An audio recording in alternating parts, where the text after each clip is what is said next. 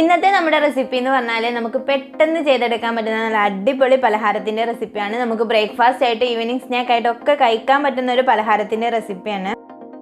വീട്ടിൽ ഗസ്റ്റ് ഒക്കെ വരുമ്പോൾ നമുക്ക് പെട്ടെന്ന് ചെയ്തെടുക്കാൻ പറ്റുന്ന ഒരു പലഹാരത്തിൻ്റെ റെസിപ്പി തന്നെയാണ്. അപ്പോൾ ഒട്ടും സമയം കളയാതെ നമ്മൾ വീഡിയോയിലേക്ക് പോവാം.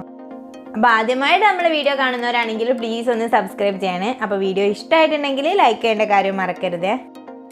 ഇതിന് നമുക്കൊരു സിമ്പിളായിട്ടുള്ളൊരു ഫില്ലിങ് ഫസ്റ്റ് ഒന്ന് റെഡിയാക്കി എടുക്കണം. അതിന് വേണ്ടിയിട്ട് ഒരു പാത്രത്തിലേക്ക് 2 ടീസ്പൂൺ അളവിൽ വെളിച്ചെണ്ണ ഒഴിച്ച് കൊടുത്തിട്ടുണ്ട്. അതിലേക്ക് 2 സവാള ചെറുതായിട്ട് അരിഞ്ഞത് ഞാൻ ചേർത്ത് കൊടുക്കുന്നുണ്ട് കേട്ടോ.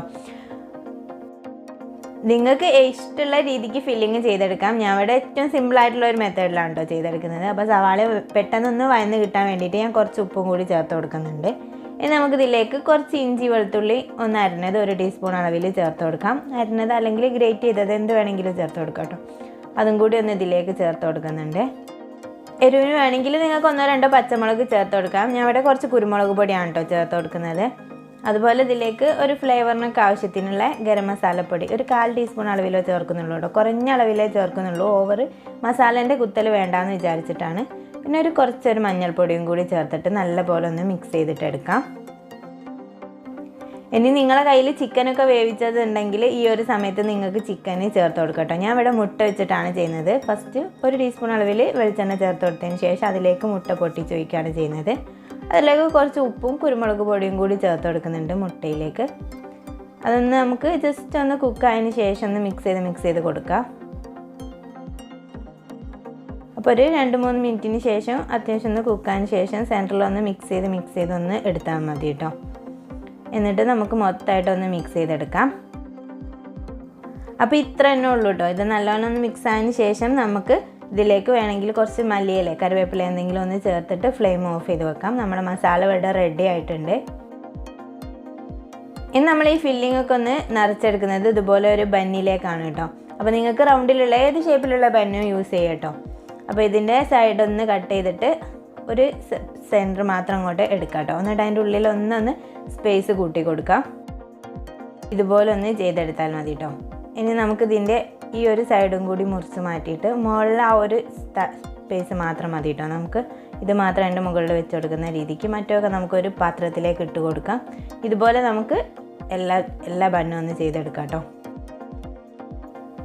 ഇനി നമ്മൾ നേരത്തെ റെഡിയാക്കി വെച്ചിട്ടുള്ള ഫില്ലിങ് ഇതിലേക്കൊന്ന് നിറച്ച് കൊടുക്കുകയാണ് ചെയ്യുന്നത്. 1-2 സ്പൂണ് അത്യാവശ്യം നല്ലപോലെ ഒന്ന് നിറച്ചിട്ട് തന്നെ ഒന്ന് ഫില്ല് ചെയ്ത് കൊടുക്കുക കേട്ടോ. നമ്മൾ ഒന്ന് കൈയൊക്കെ ഒന്ന് വെച്ച് സ്പൂണൊക്കെ ഒന്ന് വെച്ച് ഒന്ന് പ്രസ് ചെയ്തിട്ട് തന്നെ ഒന്ന് ഫില്ല് ചെയ്ത് കൊടുക്കുക. അത്യാവശ്യം നല്ല ഫില്ലിങ് ഉണ്ടാകുമ്പോഴേ ഉള്ളൂ ഈ ഒരു സ്നാക്ക് കഴിക്കാൻ വേണ്ടി നല്ല ടേസ്റ്റ് ഉണ്ടാവുള്ളൂ. അപ്പോൾ ഞാൻ ഇതുപോലെ നിറച്ചിട്ടാണ് കേട്ടോ ഇത് ഫില്ല് ചെയ്ത് കൊടുക്കുന്നത്. ഇനി ഇതിൻ്റെ ബാക്കിലുള്ള അത് നമുക്ക് ഇതിൻ്റെ മുകളിൽ ഇതേപോലെ ഒന്ന് പ്രസ് ചെയ്തിട്ട് വെച്ച് കൊടുക്കാം. അതേപോലെ നമുക്ക് എല്ലാം ഒന്ന് ചെയ്തെടുക്കാം. ഏകദേശം ഒരു 6 ബന്ന് ചെയ്തെടുക്കാനുള്ള ഒരു ഫില്ലിംഗ് ഉണ്ടായിരുന്നു കേട്ടോ നമ്മൾ ചെയ്തെടുത്ത ആ ഒരു അളവ് വെച്ചിട്ട്. ഇനി നേരത്തെ നമ്മൾ ബന്നിൻ്റെ ഉള്ളിൽ നിന്ന് എടുത്ത് വെച്ചിട്ടുള്ള ആ ഒരു ബ്രെഡാണ് കേട്ടോ. അത് നമുക്കിതുപോലെ കുറച്ച് വെള്ളം വെച്ചിട്ട് ജസ്റ്റ് ഒന്ന് കുഴച്ചിട്ട് എടുക്കാം കേട്ടോ.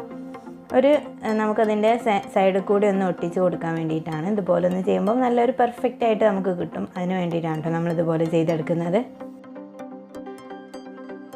അപ്പോൾ അത് വെച്ചിട്ട് അതുപോലെ സൈഡൊക്കെ ഒന്ന് ഫില്ല് ചെയ്തെടുത്താൽ മതി. നല്ലപോലെ ഒന്ന് കവറായിട്ട് കിട്ടാൻ വേണ്ടിയിട്ടാണ് നമ്മളിതുപോലെ ചെയ്യുന്നത്.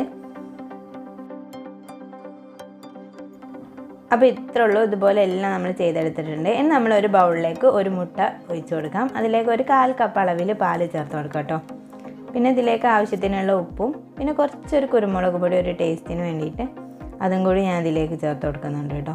അപ്പോൾ നിങ്ങൾ ഇഷ്ടത്തിനനുസരിച്ച് ചെയ്തെടുത്താൽ മതി. മല്ലിയിലൊക്കെ ഇട്ടിട്ട് ചെയ്യണമെങ്കിൽ അങ്ങനെയും ചെയ്യാം കേട്ടോ. എന്നിട്ട് നമ്മളൊരു പാൻ വെച്ചിട്ടുണ്ട്. അതിലേക്ക് 1-2 ടീസ്പൂൺ അളവിൽ വെളിച്ചെണ്ണ ഓയിലോ നെയ്യോ എന്ത് വേണമെങ്കിലും ചേർത്ത് കൊടുക്കാം കേട്ടോ. എന്നിട്ട് നമ്മൾ ഫില്ല് ചെയ്ത് വെച്ചത് ആ ഒരു മുട്ട മിക്സിയിൽ ഇതുപോലെ കറക്കിയെടുത്തിട്ട് ഇതിലേക്കൊന്ന് വെച്ച് കൊടുത്താൽ മതി. ഇനി നമുക്കിതാ ഓരോ സൈഡും 4 സൈഡും ഇതേപോലെ ഒന്ന് തിരിച്ചിട്ടിട്ട് ഒന്ന് ജസ്റ്റ് ഒന്ന് ടോസ്റ്റ് ചെയ്തെടുക്കുക. അതൊക്കെ എല്ലാവർക്കും അറിയുന്ന സ്റ്റെപ്പ് തന്നെയാണല്ലോ. അപ്പോൾ ഇത്രേ ഉള്ളൂ. നല്ല ഈസിയാണ് ഇത് ചെയ്തെടുക്കാൻ വേണ്ടി. നല്ലൊരു പെർഫെക്റ്റ് ആയിട്ടുള്ള ബൺ ഫില്ലിങ് തന്നെയാണ് കേട്ടോ. ഇത് നല്ല ടേസ്റ്റാണ് ഇതുപോലെ കഴിക്കാൻ വേണ്ടിയിട്ട്. അപ്പോൾ എല്ലാവർക്കും തീർച്ചയായിട്ടും ഇഷ്ടപ്പെടും. കുട്ടികൾക്കൊക്കെ ഒരുപോലെ ഇഷ്ടമാവുന്ന ഒരു സ്നാക്ക് തന്നെയാണ്. അപ്പോൾ എല്ലാവരും വീട്ടിലൊന്ന് ട്രൈ ചെയ്ത് നോക്കുക. ട്രൈ ചെയ്ത് നോക്കിയതിന് ശേഷം കമൻറ്റ് ബോക്സിൽ റിവ്യൂ അറിയിക്കേണ്ട കാര്യം മറക്കരുത്. അപ്പോൾ നമ്മുടെ വീഡിയോ ഇഷ്ടമായിട്ടുണ്ടെങ്കിൽ ലൈക്ക് ചെയ്യാനും ചാനൽ ആദ്യമായിട്ട് കാണുന്നവരാണെങ്കിൽ സബ്സ്ക്രൈബ് ചെയ്യാനും മറക്കല്ലേ പ്ലീസ്.